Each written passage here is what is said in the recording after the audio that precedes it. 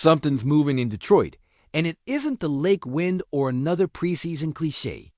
It's the kind of quiet roster twitch that makes equipment guys lay out one more jersey and coaches start sketching new arrows on the whiteboard before anyone blinks. You can feel it in Allen Park the way you feel 3rd and 2 in your ribs. The tempo shifts, the voices drop, and suddenly the running back room isn't just crowded. It's competitive in a way that tells you the next 2 weeks could rewrite jobs and roles. If you've ever thawed your fingers under the concourse heaters at Ford Field and still believe when the scoreboard didn't, stamp a Honolulu blue in the comments right now. Because this is one of those under-the-radar moves that can matter in December, even if it barely trends in August. And no, I'm not doing rumors for rumor's sake. This is reported league chatter, and the timing lines up with everything we've seen the last 10 days. A depth chart that's rock solid at the top, but taking dings around the edges. A staff that refuses to play roulette with health in meaningless snaps. And a front office that keeps mining the spring leagues for juice like there's gold in that dirt. Picture Ben Johnson at the clicker, rewinding outside zone and duo, jotting a note one more back who hits the landmark on time, one more body who won't bounce runs into waiting safeties, one more willing special teamer so Craig Reynolds doesn't have to take unnecessary August punishment. Picture Dan Campbell smirking that half smile. We're not getting cute, we're getting layered. Here's the shape of it. Straight. Multiple outlets report Detroit is bringing in UFL runner Deion Jackson. Fresh off a spring where he stacked 441 rushing yards on 83 carries 5.0 a pop with 4 touchdowns across 10 games, plus 7 grabs for 39 yards and 3 kick returns for 43. That's not brochure fluff. That's real work in a tight runway. And it finished 3rd in the league in rushing just behind Jacob Sailors. The Battlehawks backed a Lions scoop 2 weeks ago. Connect the dots, and it makes football sense.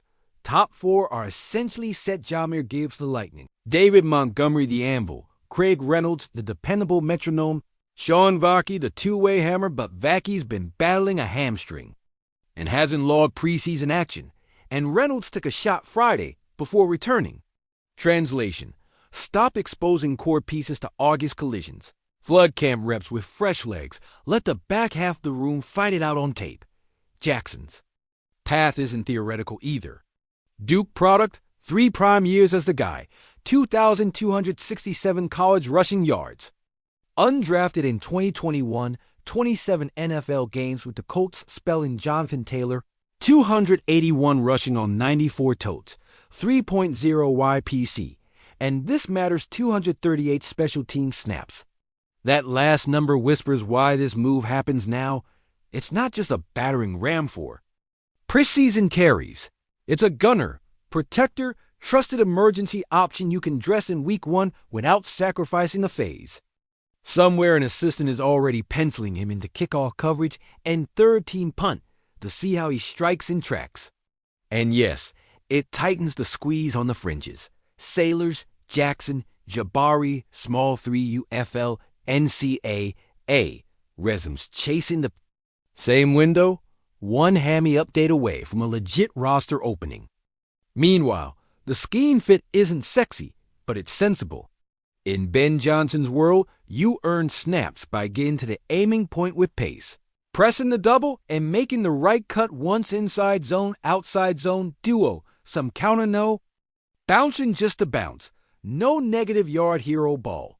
Jackson's spring tape shows one-cut discipline and a willingness to lower pads on contact. Pair that with his past pro willingness from Indy, and he becomes exactly the kind of August addition you can evaluate fast. Is this some fireworks in the sky headliner? No, but it is Detroit doubling down on a pattern that's working. Scout the UFL. Invite competition. Force the room to level up. Rival fans will shrug. Lions fans know better depth wins the ugly Sundays. So what happens next? Saturday versus Miami is your practical exam. If Jackson acclimates to the verbiage and ball security standards in time, he'll split late game.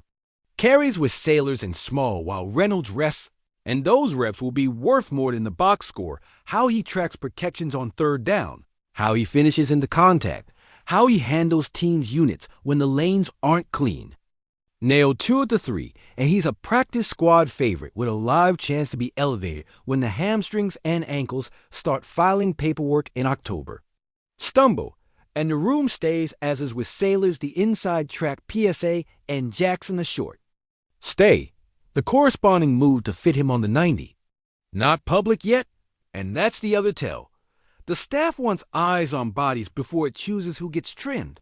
One quick grin before we go imagine an Allen Park phone call that never makes. The transaction wire. Craig, you sit this one, brother. We got fresh legs to take the third quarter. And yes, Gibbs, you're not touching a preseason kickoff return. Ever. That's how a contender talks in August. Here's your bigger what if. What if one of these UFL pickups flashes so?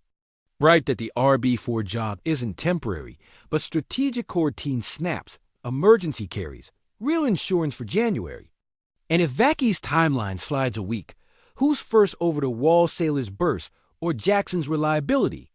Either way, the message is loud without saying a word. We will not bleed starters for exhibition tape. The North is listening. But the only ears that matter are in that RB room. When the pads click against Miami, we'll learn whether this signature is just ink or the spark that redraws Detroit's backfield map. If you've ever walked out of Ford Field with no voice and frost on your eyelashes and still showed up the next week, because that's what Detroit does, lean in with me now, because from the moment those pads click against Miami, we're not just counting carries. We're taking attendance for January, and every snap from Deion Jackson, Jacob Sailors, and Jabari Small is a vote on how this team survives the kind of Sunday that breaks lesser rosters. We ended on whether this signature is just ink or a spark, so let's light the fuse and see where it runs as the depth chart starts to sweat under. TV lights and the RB room realizes film is the only language that matters. Here's the reality.